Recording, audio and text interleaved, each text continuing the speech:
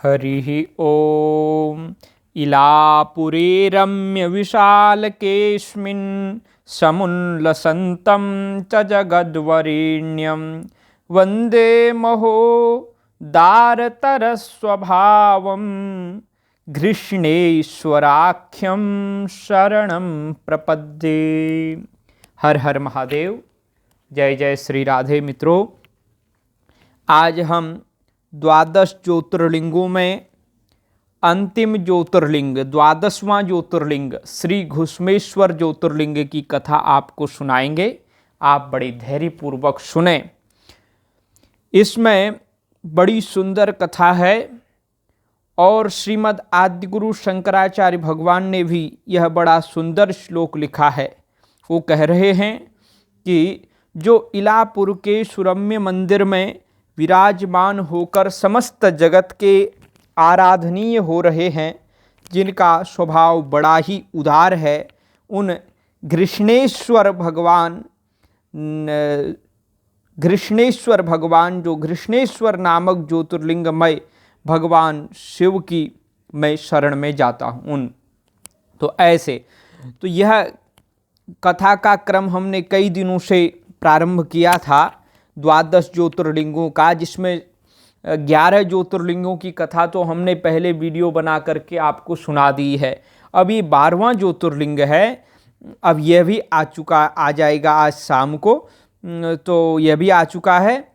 इससे पूर्व के ज्योतिर्लिंगों की कथा भी आप श्रवण जरूर करें और उनको भी, और वीडियो को लाइक करें। हर हर महादेव कमेंट में जरूर लिखें। तो आइए हम इस कथा की ओर बढ़ें। इलापुरे रम्य विशालकेऽस्मिन् समुल्लसन्तं च जगद्वरेण्यं वन्दे महोदारतरस्वभावं घृष्णेश्वराख्यं शरणं प्रपद्ये। श्री घृष्णेश्वर भगवान के शरण में हम जाते हैं, वो हमारी रक्षा करें। द्वादश ज्योतिर्लिंगों की गणना क्रम में इस ज्योतिर्लिंग का 12वां स्थान है। इस ज्योतिर्लिंग को घुश्मेश्वर, घुसृणेश्वर और घृणेश्वर के नाम से भी जाना जाता है। तो इसके 3 नाम है, घुश्मेश्वरम, घुसृणेश्वरम, घृणेश्वरम, 3 नाम। यह महान ज्योतिर्लिंग महाराष्ट्र प्रांत में औरंगाबाद के सन्निकट दौलताबाद से 11 किलोमीटर दूर वेरुल गांव के पास स्थित है। इसके वर्तमान मंदिर का निर्माण महाराजा शिवाजी के पितामह श्री मालोजी राजे भोंसले एवं जीर्णोद्धार इंदौर की महारानी देवी अहिल्याबाई होलकर ने कराया था। कुछ लोग राजस्थान प्रांत के जिला सवाई माधोपुर अंतर्गत शिवाड़ नामक ग्राम में स्थित शिवलिंग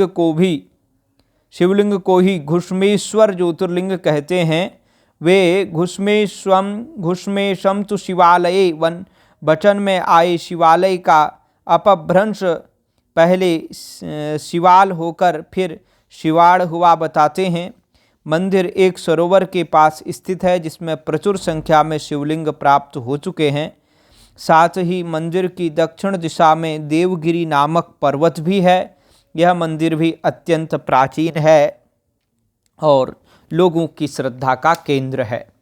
तो भगवान शिव तो कण कण में विराजमान हैं, इसलिए थोड़ा सा मतभेद भी है, लेकिन राजस्थान में श्रद्धा का केंद्र होते हुए भी अत्यंत प्रसिद्ध मंदिर महाराष्ट्र प्रदेश में है।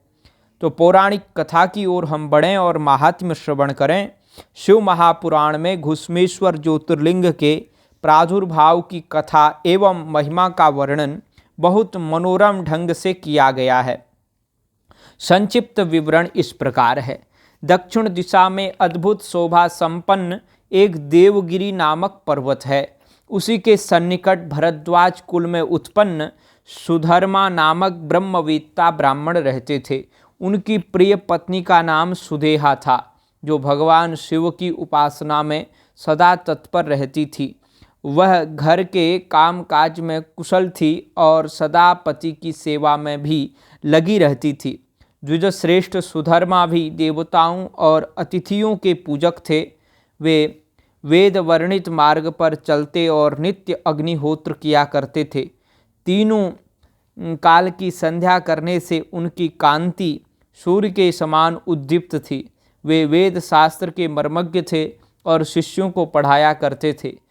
सुधर्मा न केवल ऐश्वर्य संपन्न थे अपितु बहुत बड़े विद्वान, बहुत बड़े दानी भी थे। वे सज्जनता की प्रतिमूर्ति और सद्गुणों के खान थे। भगवान शिव की पूजा अर्चना उपासना आदि में सदा लगे रहते थे। वे स्वयं तो शिवभक्त थे ही, शिव भक्तों से बड़ा प्रेम रखते थे। शिव भक्तों को भी वे बहुत प्रिय थे। यह सब कुछ होने पर भी उनकी कोई संतान नहीं थी। इससे ब्राह्मण को तो दुख नहीं होता था, परंतु उनकी पत्नी बहुत दुखी रहती थी। पड़ोसी और दूसरे लोग भी उसे ताना मारा करते थे। वह पति से बार बार पुत्र के लिए प्रार्थना करती थी। पति उसको ज्ञानोपदेश देकर समझाते थे, परंतु उसका मन नहीं मानता था। अंततो गत्वा ब्राह्मण ने कुछ उपाय भी किया, परंतु वह सफल नहीं हुआ। तत्पश्चात खिन्न मना उस ब्राह्मणी ने हट करके अपनी बहन घुस्मा से पति का दूसरा विवाह करा दिया। विवाह से पहले सुधर्मा ने उसको समझाया कि इस समय तो तुम बहन से प्यार कर रही हो, परंतु जब इसका पुत्र हो जाएगा तब इससे स्पर्धा करने लगोगी। उसने वचन दिया कि मैं बहन से कभी डाह नहीं करूंगी। विवाह हो जाने पर घुस्मा दासी की भांति बड़ी बहन की सेवा करने लगी। सुदेहा भी उसे बहुत प्यार करती थी। घुस्मा अपनी शिवभक्ता बहन की आज्ञा से नित्य 101 पार्थिव शिवलिंग बनाकर विधि पूर्वक पूजा करने लगी। पूजा करके वह निकटवर्ती तालाब में उनका विसर्जन कर देती थी। कनिष्ठा चैवया पत्नी स्वस्वनुज्ञामवाप्य च पार्थिवान् सा चकाराशु नित्यमेकोत्तरं शतं विधानपूर्वकं घुस्मा सोपचार समन्वितं कृत्वा तान् प्राक्षिपत् तत्र तडागे निकटस्थिते एवं नित्यं साचकार शिवपूजां स्वकामदां विसृज्य पुनरावाह्य तत्समर्प्या विधानतः। भगवान शिव की कृपा से घुस्मा को यथा समय एक सुंदर सौभाग्यवान और सद्गुण संपन्न पुत्र रत्न की प्राप्ति हुई। धर्म के तत्व को जानने वाले सुधर्मा के साथ साथ सुदेहा के आनंद की सीमा नहीं रही। कृपया शंकरस्यैव तस्या पुत्रो व्यजायत सुंदरः शुभगश्चैव कल्याणगुणभाजनः तं दृष्ट्वा परमप्रीतः स विप्रो धर्मवित्तमः अनासक्तः सुखं भेजे ज्ञानधर्मपरायणः। पुत्र प्राप्ति से जब घुस्मा का कुछ मान बढ़ गया तब सुदेहा के मन में ईर्ष्या का अंकुर उत्पन्न हो गया। अब उसे न अपनी सहोदरा भगनी की सूरत सुहाती और न उस शिशु के प्रति ही कुछ अनुराग रहा। उल्टा उसे देख देख कर वह मन ही मन कुढ़ती। ज्यों ज्यों बालक की उम्र बढ़ने लगी त्यों ही त्यों उसका ईर्ष्यांकुर वृद्धिगत होता गया। और जब समय पाकर वह बच्चा ब्याह करके घर में नववधू ले आया तब तक सुदेहा का ईर्ष्यांकुर भी फला फूला और अच्छा वृक्ष बन गया। हाय, अब तो जो कुछ है सब घुस्मा का है, मेरा इस घर में कुछ नहीं। यह पुत्र और पुत्रवधू तो हैं तो आखिर उसी के, मेरे ये कौन हैं? उल्टे मेरी संपत्ति को हड़पने वाले हैं। इन सब कुविचारों ने उसके हृदय को मथ डाला। वह उनका क्षय चाहने लगी। यही नहीं, बच्चे के प्राणांत का उपाय भी सोचने लगी। एक दिन रात्रि में जब वह सो रहा था, इस कुमतिग्रस्ता सुदेहा ने छुरे से उसके शरीर के टुकड़े टुकड़े करके मार डाला और कटे हुए अंगों को उसी तालाब में ले जाकर डाल दिया जहाँ घुस्मा प्रतिदिन पार्थिव लिंगों का विसर्जन करती थी। पुत्र के अंगों को उस तालाब में फेंककर वह लौट आई और घर में सुखपूर्वक सो गई।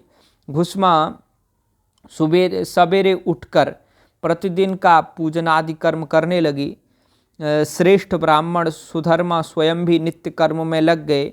इसी समय उनकी ज्येष्ठ पत्नी सुदेहा भी सोकर उठी और बड़े आनंद से घर के काम काज करने लगी, क्योंकि उसके हृदय में पहले जो ईर्ष्या की आग जलती थी वह अब बुझ गई थी। प्रातःकाल जब बहू ने उठकर पति की सैया को देखा तो वह खून से भीगी दिखाई दी और उस पर शरीर के कुछ टुकड़े भी दृष्टिगत हुए। इससे उसको बड़ा दुख हुआ। उसने अपनी सास घुस्मा के पास जाकर निवेदन किया कि उत्तम व्रत का पालन करने वाली आर्ये, आपके पुत्र कहाँ गए? उनकी सैया रक्त से भीगी हुई है और उस पर शरीर के कुछ टुकड़े दिखाई देते हैं। हाय हाय, मैं मारी गई, किसने यह दुष्ट कर्म किया है?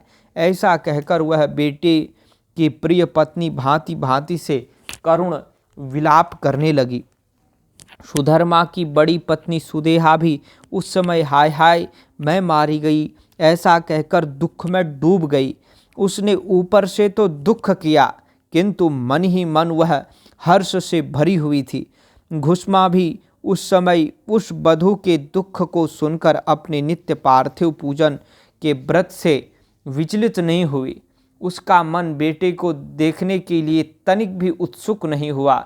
उसके पति सुधर्मा की भी ऐसी ही अवस्था थी।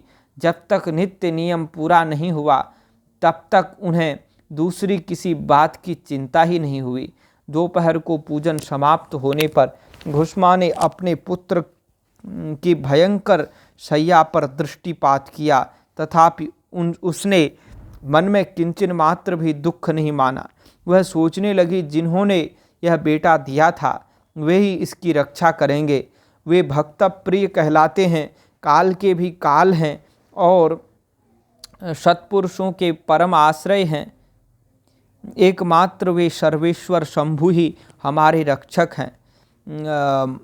वे माला गूंथने वाली पुरुष की भांति जिनको जोड़ते हैं उनको अलग भी कर देते हैं। अतः अब चिंता करने से क्या होगा। इस तत्व का विचार करके उसने शिव के भरोसे धैर्य धारण किया और उस समय दुख का अनुभव नहीं किया। वह पूर्वत पार्थिव शिवलिंगों को लेकर स्वस्थ चित्त से शिव के नामों का उच्चारण करती हुई उस तालाब के किनारे गई। उन पार्थिव लिंगों को तालाब में विसर्जित कर वह लौटने लगी तो उसे उसका पुत्र जो मर चुका था एकाएक सरोवर के अंदर से भला चंगा निकल आया और अपनी माता से प्रार्थना करने लगा, माता मैं मरकर पुनः जीवित हो गया, ठहर मैं भी चलता हूँ। बच्चा आकर माता के चरणों पर लौट गया, पर उसे ऐसा ही लगा मानो उसका पुत्र उसी प्रकार आकर उसके चरणों पर पड़ा है जिस प्रकार वह सदा बाहर से लौटकर पड़ता था। उसने न उसके मरने पर शोक मनाया था और न अब उसके जी उठने पर उसे हर्ष हुआ। अवश्य ही सब कुछ शिवजी की लीला समझकर वह आनंद में मग्न हो गई। भगवान भोलेनाथ उसकी तन्मयता देख अब अधिक विलंब न कर सके, झट उसके सामने प्रकट हो गए और उससे वर मांगने को कहा। वह सुदेहा की काली करतूत भी नहीं सह सके और इसके लिए अपने त्रिशूल द्वारा उसका शिरच्छेद करने को उद्यत हुए। तभी घुस्मा ने शिवजी को प्रणाम करके उस समय यह वर मांगा, हा नाथ, यह सुदेहा मेरी बड़ी बहन है, अतः आपको इसकी रक्षा करनी चाहिए।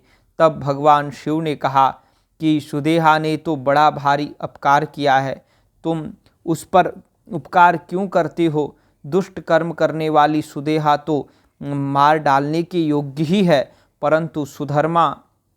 परंतु धर्मपरायणा घुस्मा उनसे हाथ जोड़ करके प्रार्थना करने लगे कि हे देव, आपके दर्शन मात्र से पातक नहीं ठहरता है।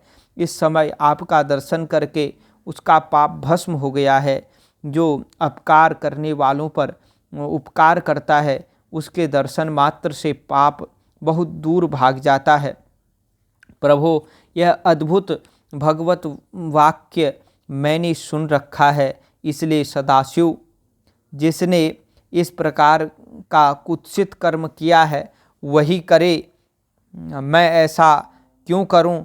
मुझे तो बुरा करने वाले का भी भला ही करना है।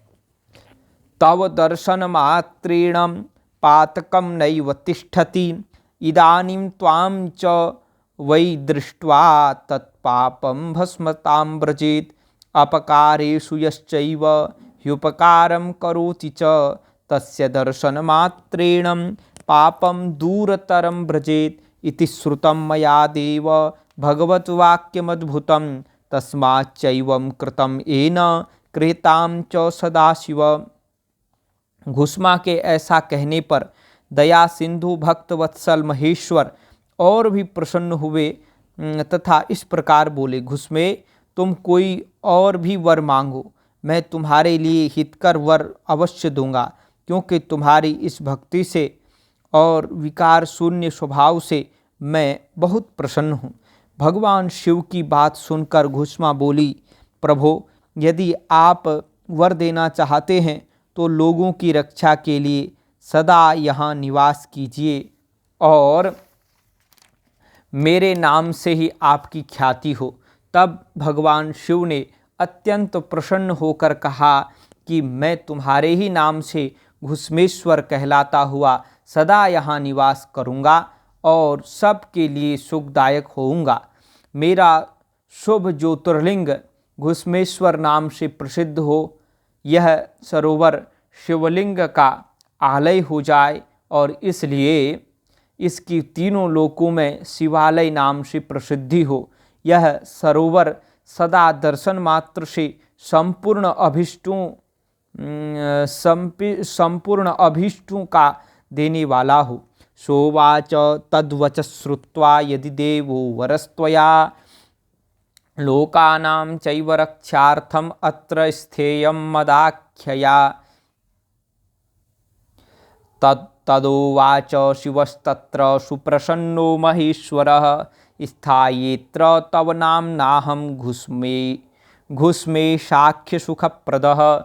घुस्मे साख्यं सुप्रसिद्धं लिंगम मे जायतां शुभम, इदं सरस्तु लिंगानाम आलयं जायतां सदा। तस्मात् शिवालयं नाम प्रसिद्धं भुवनत्रये, सर्वकामप्रदं ह्येतद् दर्शनात् स्यात् सदा सरः। भगवान शिव ने घुस्मा को वर देते हुए फिर कहा कि हे सुब्रते, तुम्हारे वंश में होने वाली 101 पीढ़ियों तक मेरे ही श्रेष्ठ पुत्र उत्पन्न होंगे, इसमें संशय नहीं है। 101 पीढ़ियों तक ऐसे ही श्रेष्ठ पुत्र उत्पन्न होंगे, इसमें संशय नहीं है, संदेह नहीं है।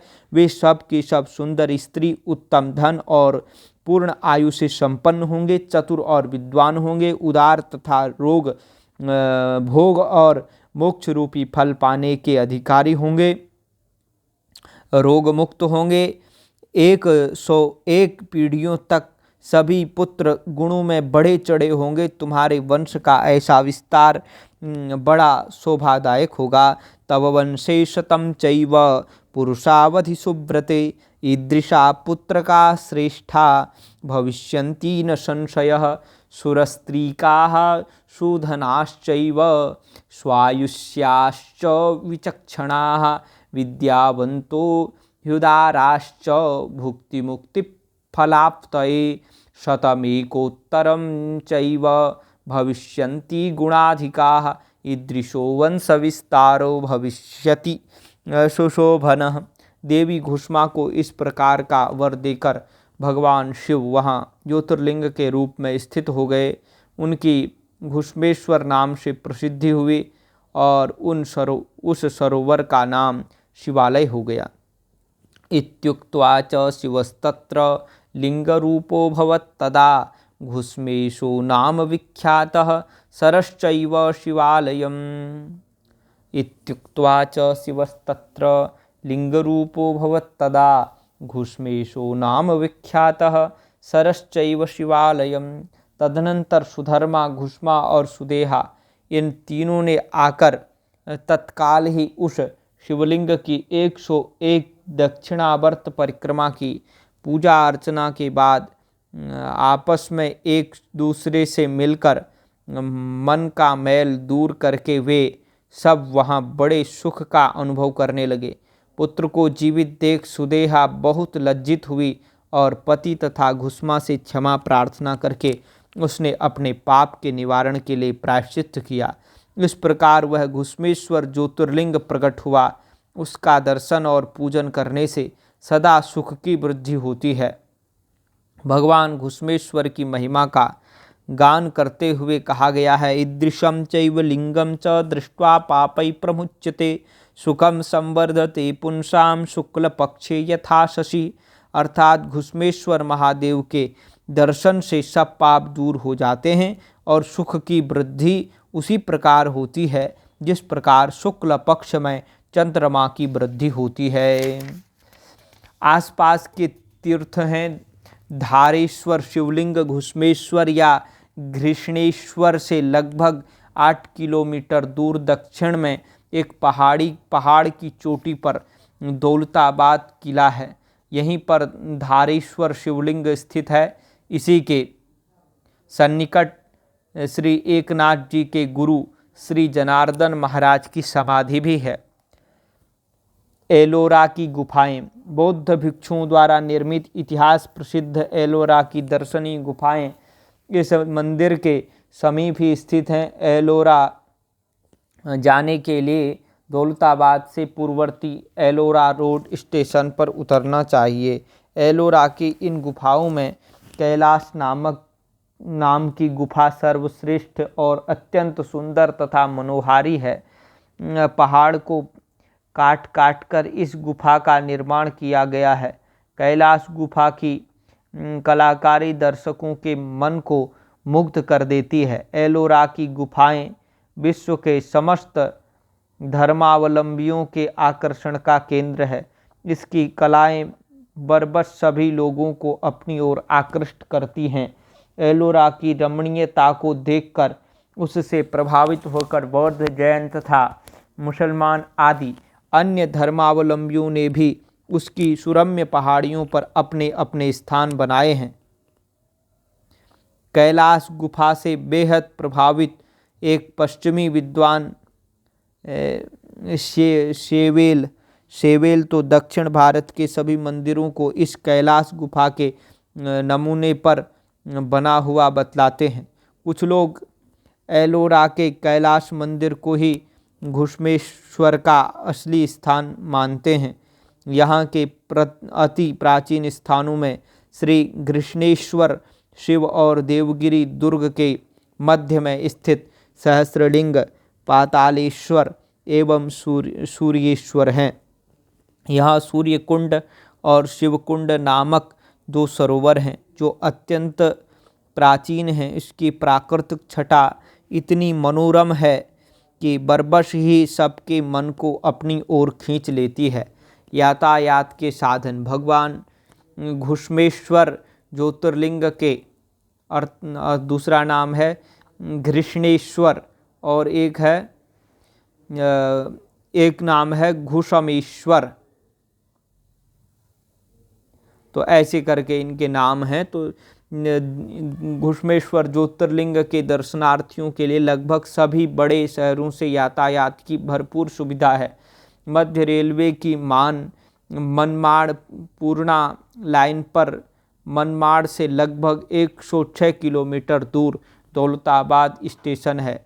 वहाँ से लगभग 19 किलोमीटर पर वेरुल गांव के पास यह स्थान है। मोटर से जाना हो तो दौलताबाद न उतरकर औरंगाबाद स्टेशन पर उतरना चाहिए और दौलताबाद से अगला स्टेशन है। यहाँ से वेरुल जाने के लिए सड़क मार्ग से वाहन की समुचित व्यवस्था है। बस, टैक्सी आदि वाहन बराबर मिलते रहते हैं। यात्रियों को किसी भी प्रकार की परेशानी नहीं होती है।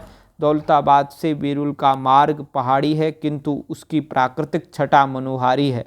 मार्ग में ही दौलताबाद का किला है। ठहरने के स्थान, श्री घुश्मेश्वर ज्योतिर्लिंग के दर्शन करने के लिए यहाँ आने वाले यात्रियों के ठहरने की बड़ी अच्छी व्यवस्था है। अनेक सुविधा संपन्न होटल एवं लॉज हैं। मंदिर के आसपास बहुत सी धर्मशालाएं हैं जहां यात्री रात्रि विश्राम कर सकते हैं। तो यह रही इसके उसके घुश्मेश्वर ज्योतिर्लिंग की महिमा। अब आगे ज्योतिर्लिंग उत्पत्ति का रहस्य हम आपको सुनाते हैं। पद्मकल्प के प्रारंभ में भगवान ब्रह्मा जब अंडज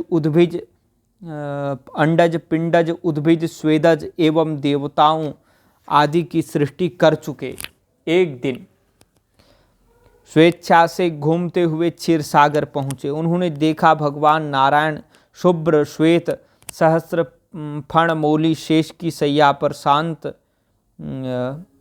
अधलेटे हुए हैं। भूदेवी, श्रीदेवी, श्री महालक्ष्मी जी शेष साई के चरणों को अपने अंक में लिए चरण सेवा कर रहे हैं। गरुण, नंद, सुनंद, पार्षद, गंधर्व, किन्नर आदि विनम्र हाथ जोड़े खड़े हैं। यह देख ब्रह्मा जी को अति आश्चर्य हुआ। ब्रह्मा जी को गर्व हो गया कि मैं एकमात्र सृष्टि का मूल कारण हूँ और मैं ही सबका स्वामी, नियंता और पितामह हूँ। फिर यह भैरव मंडित कौन, ये वैभव मंडित कौन यहाँ निश्चिंत सोया हुआ है?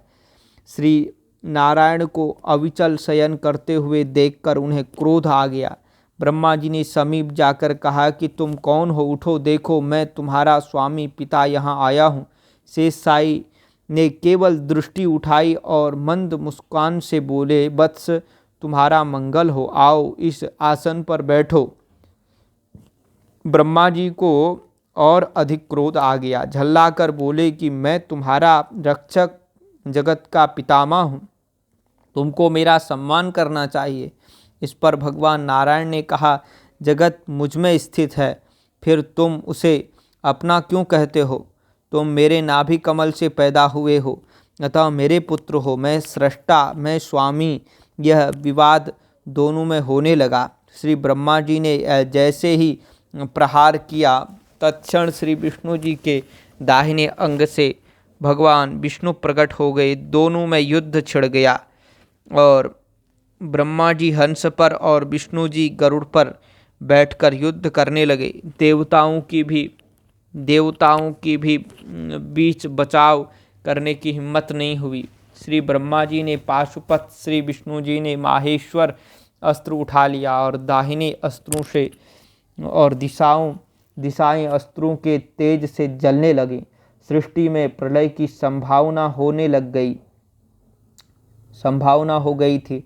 देवगण भागते हुए कैलाश पर्वत पर भगवान विश्वनाथ के पास पहुँचे। भगवान शिवजी अंतर्यामी सब समझ गए।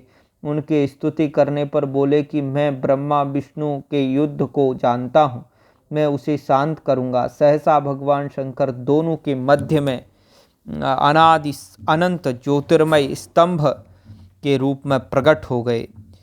फाल्गुन कृष्ण चतुर्दश्याम आदिदेवो महानिशि शिवलिंग तयोभूतः कोटि सूर्य समप्रभ। अर्थात फाल्गुन कृष्ण चतुर्दशी की रात्रि महाशिवरात्रि को आदिदेव भगवान शिव, श्री शिव करोड़ों सूर्यों के समान प्रभा वाले लिंग रूप में प्रकट हुए।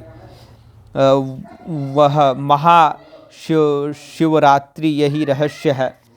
माहेश्वर पाशुपत दोनों अस्त्र शांत होकर उसी ज्योतिर्लिंग में लीन हो गए। ब्रह्मा विष्णु दोनों चौंके। मैं सृष्टि का पितामह भी नहीं जानता कि यह क्या है, तुम भी नहीं जानते। हम दोनों से भिन्न यह तीसरा तत्व कहाँ से प्रकट हुआ, इसके आदि अंत का पता लगाना चाहिए। जो भी आदि अंत का पता लगा लेगा वही हम दोनों में श्रेष्ठ होगा। श्री ब्रह्मा जी हंस वाहन पर आरूढ़ हुए। श्री विष्णु जी वाराह रूप धारण कर उस लिंग के नीचे की ओर चल पड़े, पाताल में गए, किंतु श्री हरि मूल का पता नहीं लगा सके और खिन्न होकर आ गए। श्री ब्रह्मा जी को ऊपर से गिरता हुआ केतकी का एक पुष्प मार्ग में मिला। पुष्प से पूछा, तुम कहाँ से आ रहे हो? पुष्प ने कहा, मैं इस स्तंभ के मध्य से ही गिरा हुआ हूँ। ब्रह्मा जी ने कहा, अभी मध्य ही नहीं आया तो अंत न जाने कहाँ होगा। पुष्प बोले कि मैं पुष्प से बोले, मैं सृष्टिकर्ता ब्रह्मा हूँ, तुम्हारा पितामह हूँ। तुम साक्षी में यह कह देना कि मैं ऊपर अंत तक पहुँच गया हूँ।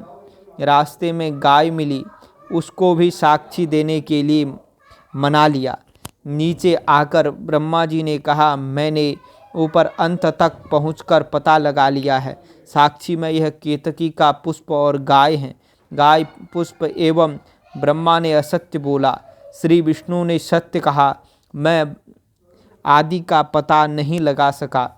आप जीते मैं हारा, आप श्रेष्ठ हैं। श्री विष्णु जी श्री ब्रह्मा जी की पूजा करने को ज्यों ही तत्पर हुए, तत्क्षण ज्योतिर्लिंग स्तंभ से साक्षात भगवान शंकर प्रकट हो गए। उन्होंने भ्रूण का एक बाल उखाड़कर पृथ्वी पर मारा। भैरव प्रकट हो गए। शिव जी की आज्ञा से भैरव ने ब्रह्मा जी के असत्य भाषण करने वाले पंचम मुख को काट दिया। दूसरा मुख काटने को उद्यत हुए तो श्री विष्णु ने हाथ जोड़कर प्रार्थना की कि जिस मुख ने असत्य बोला वह काट दिया, अब अन्य मुख ने असत्य नहीं बोला, अतः क्षमा करें। श्री ब्रह्मा जी उसी समय से चतुर्मुख हो गए। श्री शिव जी ने ब्रह्मा जी को शाप दिया, तुम्हारी लोक में पूजा नहीं होगी, क्योंकि तुमने असत्य बोला। तुम्हारी पूजा केवल यज्ञ कर्म में और पुष्कर में तुम्हारी पूजा होगी। भगवान शंकर ने 5वें कटे सिर को अपने मुंडमाला में सुमेरु बनाकर धारण कर लिया। केतकी पुष्प को शाप दिया कि आज से मेरी तथा किसी भी देवता की पूजा में तू नहीं होगा, तेरा उपयोग नहीं होगा, न मस्तक पर चढ़ाया जाएगा, मंडप सजावट में तेरा प्रयोग होगा।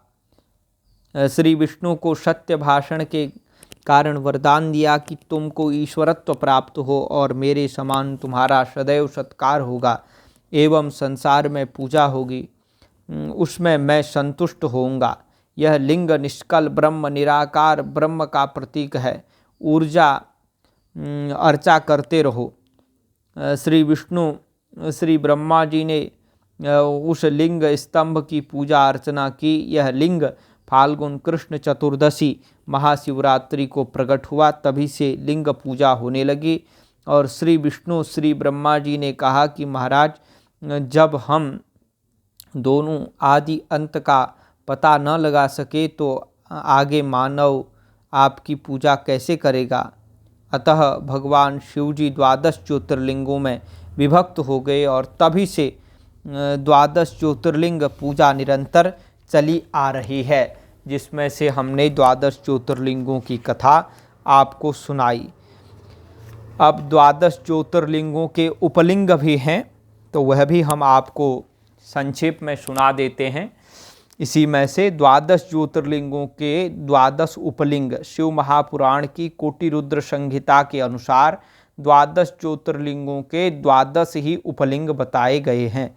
ज्योतिषाम चैव लिंगानाम किंचित प्रोक्तम फलम मया ज्योतिषाम चोपलिंगानि श्रूयन्तामृषि सत्तमा सोमेश्वरस्य यल्लिंगम अंतकेशमुदाहृतम महिया सागर संयोगे तल्लिंगमुपलिंगिकं मल्लिकार्जुन संभूतम उपलिंगमुदाहृतम रुद्रेश्वरमिति ख्यातं भृगुकच्छे सुखावहं महाकालभवं लिंगम दुग्धेशमिति विश्रुतं नर्मदायां प्रसिद्धं तत् सर्वपापहरं स्मृतम् ओंकारजं च यल्लिंगं कर्दमेशमिति श्रुतं प्रसिद्धं बिंदुसरसि सर्वकामफलप्रदं केदारेश्वर संजातं भूतेशं यमुनातटे महापापहरं प्रोक्तं पश्यतामर्चतां तथा भीमशंकरसंभूतं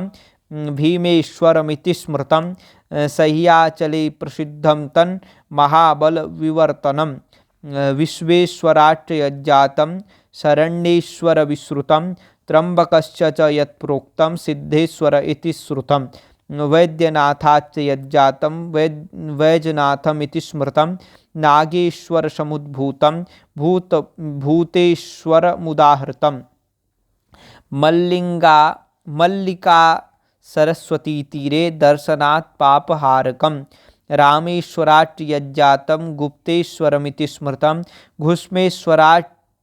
घुस्मेश्वराच्चैव यज्जातं व्याघ्रेश्वरमिति स्मृतं जो ज्योतिर्लिंगोपलिंगानि प्रोक्तानीह मया द्विजाः दर्शनात् पापहारिणी सर्वकामप्रदानि च। अंतकेश्वर सोमनाथ का उपलिंग है। सोमनाथ के उपलिंग का नाम अंतकेश्वर है। वह मही नदी और समुद्र के संगम पर स्थित है। रुद्रेश्वर मल्लिकार्जुन उपलिंग मल्लिकार्जुन से प्रकट उपलिंग रुद्रेश्वर के नाम से प्रसिद्ध है। वह भृगु कक्ष में स्थित है और उपासकों को सुख देने वाला है। दुग्धेश्वर महाकाल का उपलिंग है। महाकाल संबंधी उपलिंग दुग्धेश्वर या दूधनाथ के नाम से प्रसिद्ध है। वह नर्मदा के तट पर है तथा समस्त पापों का निवारण करने वाला कहा गया है। कर्दमेश्वर ओंकारेश्वर का उपलिंग है। ओंकारेश्वर संबंधी उपलिंग कर्दमेश्वर के नाम से सुप्रसिद्ध है। वह बिंदु सरोवर के तट पर है और उपासक को संपूर्ण मनोवांछित फल प्रदान करता है। भूतेश्वर केदारेश्वर का उपलिंग है। केदारेश्वर का उपलिंग भूतेश्वर नाम से प्रसिद्ध है, जो यमुना तट पर स्थित है। मथुरा में वह दर्शन और पूजन करने वालों के बड़े से बड़े पापों का निवारण करने वाला बताया गया है। भीमेश्वर भीमशंकर का उपलिंग है। भीमशंकर संबंधी उपलिंग भीमेश्वर के नाम से प्रसिद्ध है। वह भी शय्य पर्वत पर ही स्थित है और महान बल की वृद्धि करने वाला है। शरण्येश्वर विश्वेश्वर का उपलिंग है। विश्वेश्वर का उपलिंग शरणेश्वर नाम से प्रसिद्ध है। सिद्धेश्वर त्र्यंबकेश्वर का उपलिंग है। त्र्यंबकेश्वर से संबंधी उपलिंग सिद्धेश्वर कहा गया है। वैजनाथ वैद्यनाथ का उपलिंग है। वैद्यनाथ का उपलिंग बैजनाथ कहा गया है। भूतेश्वर नागेश्वर का उपलिंग नागेश्वर संबंधी उपलिंग का नाम भी भूतेश्वर ही है। वह मल्लिका सरस्वती के तट पर स्थित है और दर्शन करने मात्र से सब पापों को हर लेता है। गुप्तेश्वर रामेश्वर का उपलिंग है। श्री रामेश्वर से प्रकट हुए उपलिंग को गुप्तेश्वर कहा गया है।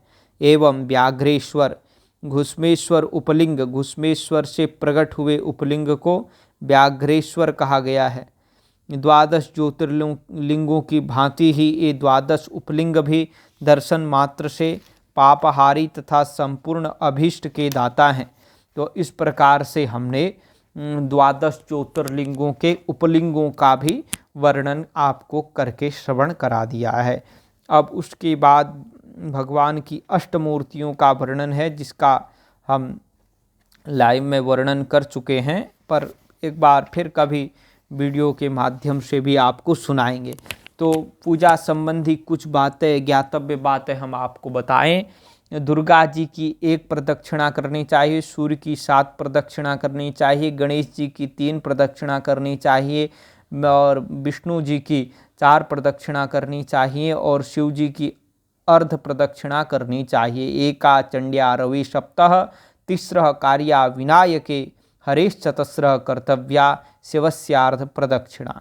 पूजन सामग्री में तो कमी का जब कमी हो जाती है तो असंपन्नम मनसा संपादयेत आसनम मनसा परिकल्पयामि पुष्पमालां मनसा परिकल्पयामि इत्यादि यथा रूप में तत्तद्रव्यम तो संकल्प्य पुष्पैर्वापि समर्चयेत अर्चनेषु विहीनम यत् तत्तो प्रकल्पयेत। तो इस प्रकार से यह आज का बड़ा सुंदर द्वादश ज्योतिर्लिंगों की कथा का विश्राम हुआ। तो अद्भुत है। अब आप वीडियो भी लगभग 40 मिनट का तो बन चुका है। लिंगाष्टकम का पाठ कर लेते हैं। ब्रह्म मुरारी सुरार्चित लिंगम निर्मल भासित शोभित लिंगम जन्मज दुःख विनाशक लिंगम तत्प्रणमामि सदा शिवलिंगम देवमुनि प्रवरार्चित लिंगम कामदहम करुणाकर लिंगम रावण दर्प विनाशन लिंगम तत्प्रणमामि सदा शिवलिंगम सर्वसुगन्धिसुलेपित लिंगम सर्वसुगन्धिसुलेपित लिंगम बुद्धिविवर्धन कारण लिंगम सिद्धसुरासुरवन्दित लिंगम तत्प्रणमामि सदा शिवलिंगम काम कनकमहामणिभूषित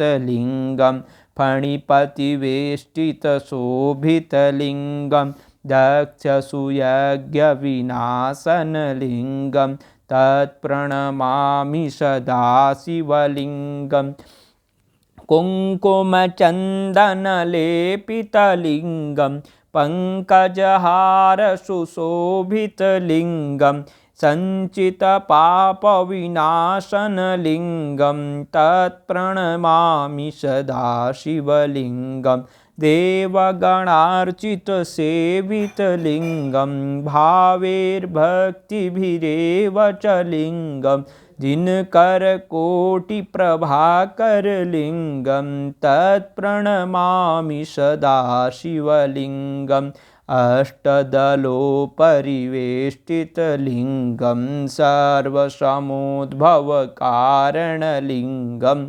अष्टदरिद्रविनाशित लिंगम तत्प्रणमामि सदा शिवलिंगम सुरगुरुसुरवर पूजित लिंगम सुरवनपुष्पसदार्चित लिंगम परात्परं परमात्मकलिंगम तत्प्रणमामि सदा शिवलिंगम लिंगाष्टकमिदं पुण्यं यः पठेत् शिवसन्निधौ शिवलोकमवाप्नोति शिवेन सह मोदते।